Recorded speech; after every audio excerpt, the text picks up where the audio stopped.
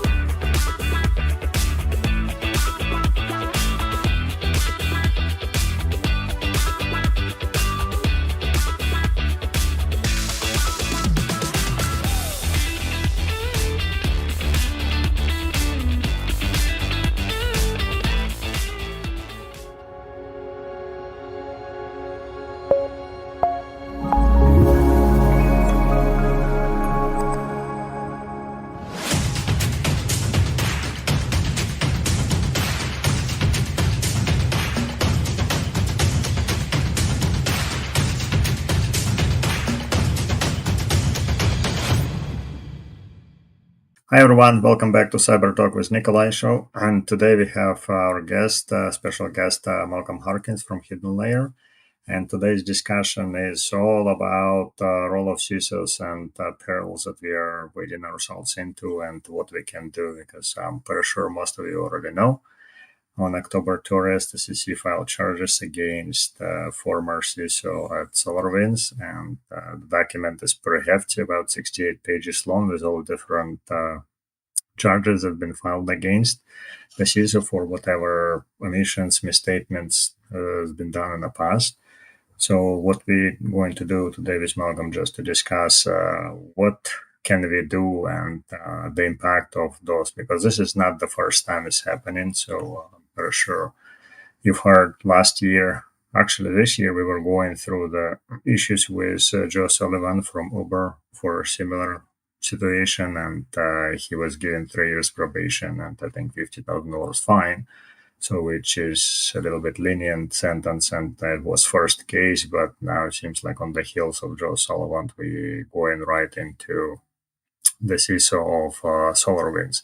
And this one is much more harsher against Timothy Brown. So I'd like to unpack with Malcolm Harkins. He's been in this space for a while, and he knows a lot about security and definitely knows a lot about risks and what implications and potentially what cybersecurity professionals should be looking for, and how that is going to start changing the industry, and who's going to go into the CISO role. So with that said, I think all of you already know Malcolm Harkins, and I'll give him a little bit floor right now. So if he wants to add a little bit something that I haven't mentioned about him, like I said, he's been here for a while and he's known entity, and a lot of people seek his help in many different ways, and he is always willing to help. So, Malcolm, do you want to add anything about hidden layer that you've been working on at the moment? Thanks, Nikolai, for having me on. It's great to be back on the show and talk with you about again some of the challenges that CISOs are faced with and organizations are faced with regard to enforcement actions with respect to cybersecurity. But I'm also excited to share with you in the audience, my recent transition. So I joined Hidden Layer back about a month ago as Chief Security and Trust Officer. For those that don't know Hidden Layer won the RSI Sandbox Innovation Award back here just several months ago for its work to create a new category around protecting artificial intelligence and machine learning, and really creating the category of machine learning detection and response. Because I learned this back a while ago when I was exiting Cylance, and some people don't know, but Cylance's machine learning capability and executable is actually attacked and breached. And out of that event, the concept of what has become Hidden Layer was born. And the co-founders had created a capability to protect AI and ML, not only upfront with some of the things that you should be doing in your security development lifecycle, but kind of a real-time runtime protection of your AI and ML to protect your corporate advantage, protect your users, protect your company. So I'm excited to help them and do the internal security for them, but also help them as we try and get people to really understand why traditional controls and the traditional mitigations that we've done don't work when it comes to AI and ML. Sounds great, Malcolm. Thank you for that. So let's just jump right into our topic and try to unpack what perspectives do you have on what is just happening. While we had somewhat leniency on Joe Sullivan, it seems like SEC is going really hard after the CISO of SolarWinds. So what is your take? I know we can't really get in 1 hour through 68 pages of indictment, but I think we'll just go through highlights and see your perspectives, and I'll have some questions on that. Yeah, so well, I think let's start back and think back even 20ish years ago. 20ish years ago, you had things like Sarbanes-Oxley coming into view, which public companies had to be compliant with Sarbanes-Oxley for financial integrity and financial reporting and all that stuff. Come the end of 2004. Now, for me, I also took a tour of duty change after a couple of years running security to run Intel's Sarbanes-Oxley effort focused on the systems and application side of Sarbanes-Oxley. So I got a deep understanding at that time, as well as what it meant to be a public company, and further my understanding of materiality and material impact when it came to financial integrity and financial reporting. Now, for me, for going on 20 years, I think public companies have had the obligation to not only report cyber incidents appropriately in terms of their materiality and the impact on potential investors and their decisions, but I think we've been lax on it, frankly. And it's unfortunate the SEC has had to provide additional guidance multiple times, culminating in the newest guidance here that just came into be, in the past couple months. But if you look back in my history, in 2010, Intel was, from the best of my knowledge, the first public company to disclose a cyber incident and its potential materiality and impact in our financial disclosures. Now, with that background, I look at it and I go, I don't know why it's taken so long, frankly. So ignoring, the specifics necessarily related to Joe and Uber and Tim at SolarWinds, I think there's been a lot of organizations that have swept under the rug potential materiality incidents when it came to cyber and didn't disclose them and should have, because I think we already had that obligation under Sarbanes-Oxley. So point number one. Point number two, now when you take into context the enforcement actions that have started to occur against CISOs, on the one hand, it's, I'll lean in saying it's unfortunate. I won't say it's necessarily inappropriate because I haven't dug into the details of each of those instances, but I trust and respect those individuals were doing their job to the best of their abilities. And my guess is something got gummed up in that process between them, their company, and what was disclosed that then led to these issues. But I think enforcement actions are unfortunately required because I, again, believe that too often and too frequently over the years, companies have accepted risks that had potential material impact and didn't characterize it that way and didn't disclose it appropriately. Where they had incidents where they paid, let's say, a ransomware event, but it was a ransomware event that didn't become known because it didn't create an obvious impact to customers, and they swept it under the rug.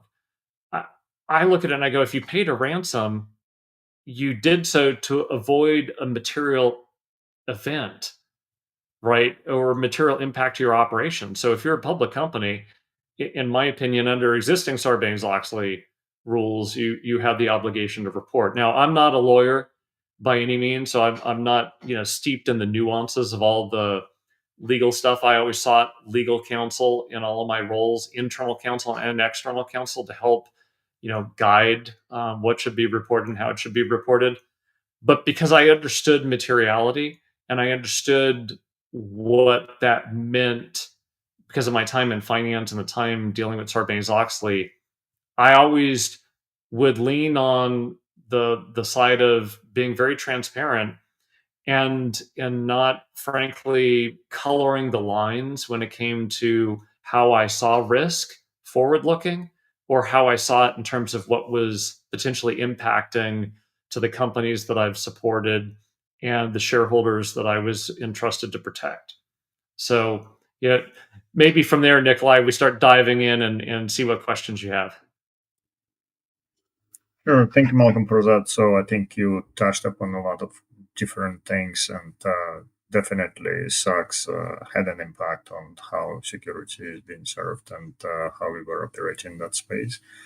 And I agree with you in that. But when you were talking about materiality, that's something usually, from my experience, there are a lot of conversations who is going to report it, and most of the time, CISO don't get to speak at all those quarterly earnings, and they provide information to the CFO or someone else, and then the decision's made what is going to report it. So, how do you see this one? Because in this case, let's say if you and I are doing our due diligence and say, well, here's what we feel like it, what other, and we're not agreeing with the company stance where information security or what problems we have. And then we have this conversation. It's like, okay, fine. Can we just say this or that on a quarterly statement and then present it to public? So CISO is kind of like in between rock and a hard place. It's like, what do I do in this situation? If whatever I don't agree with being presented, then something that happens. And like in this case, SEC comes back and said, oh, well, you guys misstated all of those things and you created problem. Now you're responsible for it and you're in trouble. So versus if you don't agree with the company, then potentially you at the peril of losing your job. So it kind of becomes a little bit more challenging space to operate and exist. And how would you see that evolving, our all this materiality and CISO's position where they are able to deliver the message that they willing to deliver? Yeah, great question. So I think again, there's challenges that I know a lot of CISOs face. First, in really understanding materiality. I'm a former finance guy, so I understand it because I grew up around it. But I've had a lot of dialogues, particularly with the SEC, kind of new guidance and rules out around materiality, and they're like, "Okay, it's not defined," and I'm like, "By design, it's not defined. Why? Because materiality is something that is contextual to your organization. Again, I'll be directionally correct. Back at Intel, you know, uh, you know, is $2 million material? Well, not if you got $20 billion in the bank. It isn't. But if I have, $100 million in the bank, $2 million is definitely material. So there's a materiality by nature and a materiality by impact. And when you kind of unpack this, and I wrote a paper on it that we can share further with the listeners afterwards around materiality to try and bridge that financial knowledge and the cyber knowledge and get people to think about it in different ways.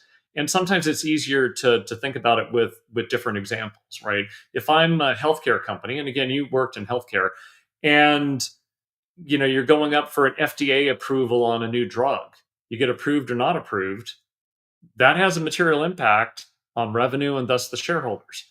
If I am in the food and beverage organization, and you know, and again, I wrote about this in my paper. Think of Chipotle, the food issues that they had several years back.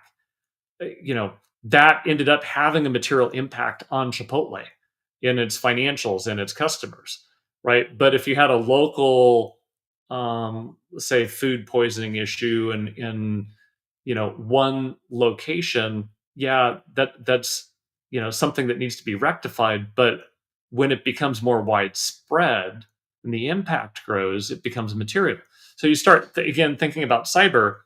For me, it begins and ends with the balance sheet. Again, if you're even if you're not a public company, and then let's just take for-profit entities for a moment, go to your balance sheet, go to your income statement, figure out what has material impact by nature and just by pure impact.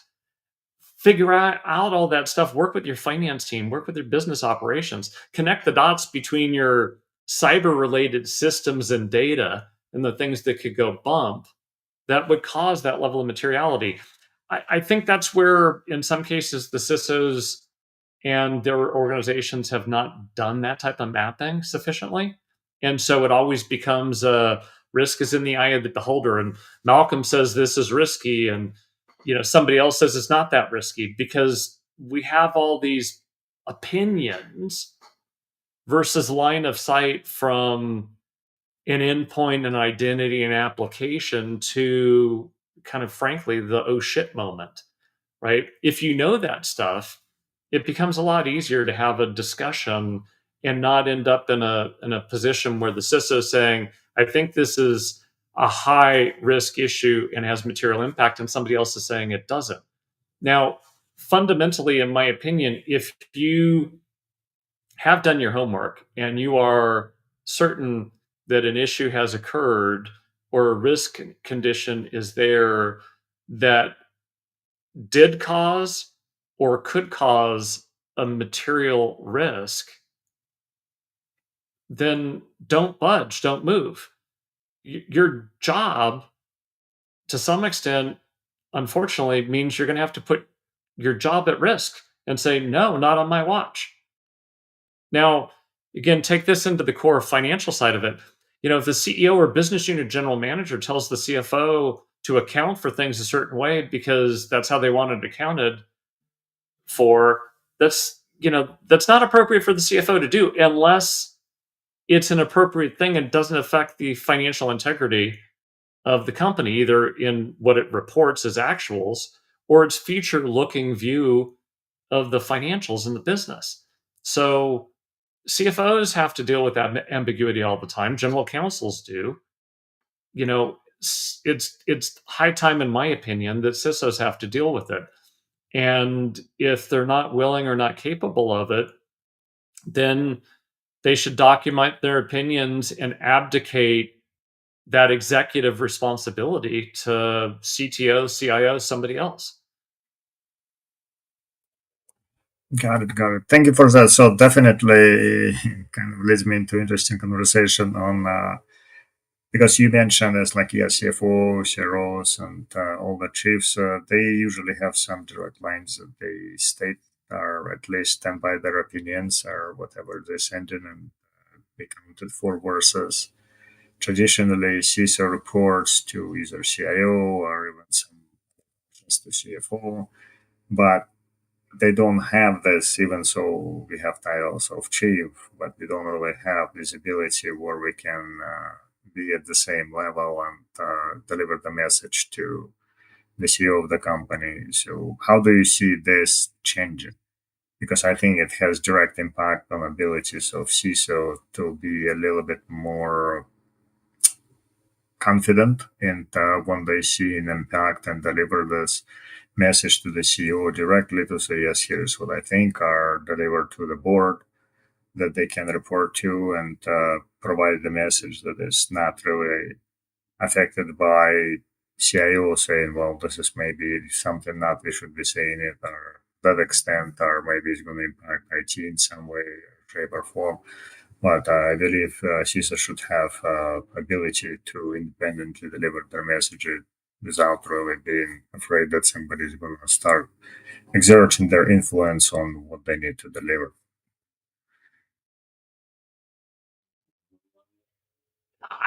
I agree with you, and I think it it it drives me nuts, and I unfortunately understand that some CISOs or infosec directors say they don't have the ability, and because they've been blocked, they've been shut out, they're not invited into the room. Okay, well, guess what? If invite yourself into the room, go schedule time with the CFO, go schedule time with the board member, go tell them your perspective and your truth and your understanding of the situation. Now, I've done that multiple times, even when I was way junior, well before I was vice president. And I would occasionally have a CIO or two or three say, Malcolm, you know, that's not the direction I put. That's not my perspective. And you work for me. And I'm like, I work for a company called Intel. I report to you. I don't confuse the two, and neither should you. And if I'm the hired expert in this space, then unless you're presenting me data and logic to tell me my assessment is flawed, then my voice and my perspective is the one that should be heard and the one that should be documented. Now, along that path, there's multiple times where I was wrong, and I'll continue to be wrong, just like every CISO will be, because we're missing elements of data that somebody else might have. And we should be open and objective and observant enough to collect and process that new information and allow that to change the portrait of risk. But where somebody says, and I've had this happen, well, Malcolm, I think that's a moderate to low level risk, not a critical issue. Well, where's your data and where's your logic? Here's mine.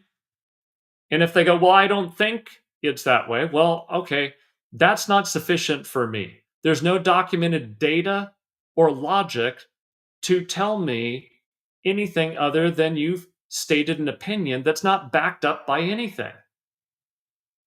It's they're tough conversations, but the conversations we should be having, the conversations we need to have, and if we haven't had them, shame on us.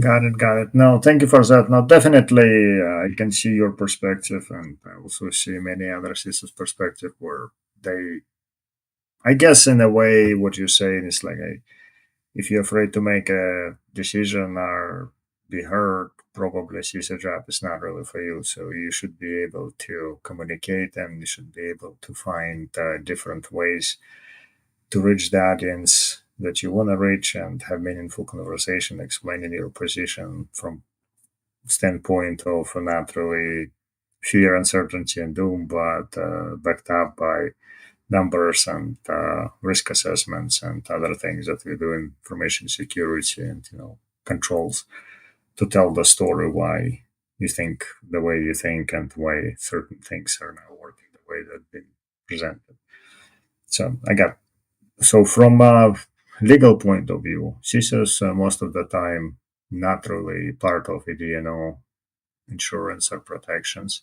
So how do you see that's changing? Because again, being named in a legal lawsuit and not having that protection may be not the best thing anyone can wish for having a job. Well, again, let's also look at it again. Not a lawyer, but DNO insurance is not going to protect you against a criminal case. That's a civil case of defending you and helping protect the company. That's not a criminal protection whatsoever. So again, I think when you get into potential criminal aspects of things, it's really going to be based upon, did you do something that caused you to cross a threshold. You might not have realized you're on a slippery slope. Well, okay, unfortunately, ignorance isn't going to get you out of it. But again, you have to have a continuity between what you've stated and logic is. I'm a strong believer. If you have your data, you have your logic, and you're consistent on certain things, you might get overruled. CEO or board might go, yeah, Malcolm, we don't have data or logic, but we're not going to worry about that. We don't think it's a material risk. Okay, great. Document it. Document your disagreement with their perspectives, but your commitment to institute the decision they made. Okay. Well, if somebody comes a knock and saying, hey, Malcolm, you're in trouble. Wait, I didn't do anything wrong. I was overruled. And, if you want to pursue somebody, take it up with the management above me who overruled my perspective and opinion, right? The other choice is you get overruled and you say, thanks, and you leave and keep your integrity intact. If it's that big of a risk issue, unfortunately, that's what you should be doing. No different than a CFO being potentially told to up the financial forecast in the future, even though there's no data to support that is real, or play with the numbers in order to make money move from gross margin to another thing to improve net income, or play with the financial flows. If they think it's inappropriate, they shouldn't be doing it. Got it. No, definitely, and that certainly helps and to understand. But yeah, I think integrity, that's what it matters. And if people are willing to stand up for what they believe in, they should be successful. And I'm Yeah, you're personally, right. And there's a paper I wrote on materiality earlier this year that I already mentioned. There's a paper and some work that I did on the integrity of the CISO role, dating almost over 3 years ago. An RSA webcast that I did with a few peers and stuff. We had an open dialogue around the pressure, even years ago, the pressure the CISO has faced and is facing to water down, dilute, or somehow minimize the portrait of risk to management and the board. Some surveys I did back a couple of years ago, and I redid them. Upwards of 75 to 80% of CISOs have faced some pressure to change the portrait of risk and make it look less than what it is. I've felt that pressure at times, but sometimes it's not pressure to really cause you to change it, but it's pressure to challenge your perspective, to show your data, show your logic. And we've got to recognize what I'll say, coaching to massage the message versus coaching to manage the message. When you're being coached to manage the message up to the board so that it's characterized appropriately and with the right level of understanding that's an okay thing. If you're being coached to massage it and again, change it, dilute it, add some coloring so that it seems a little bit less risky, don't end up on that slippery slope. That's I think what gets people into trouble and will get them into more trouble going forward. Thank you, everyone, for joining us on part one with Malcolm Harkins on discussing SolarWinds and Security Exchange Commission. Stay tuned for part two. Thanks for joining us. For more information about these topics or IS Squared, please go to www.issquaredinc.com.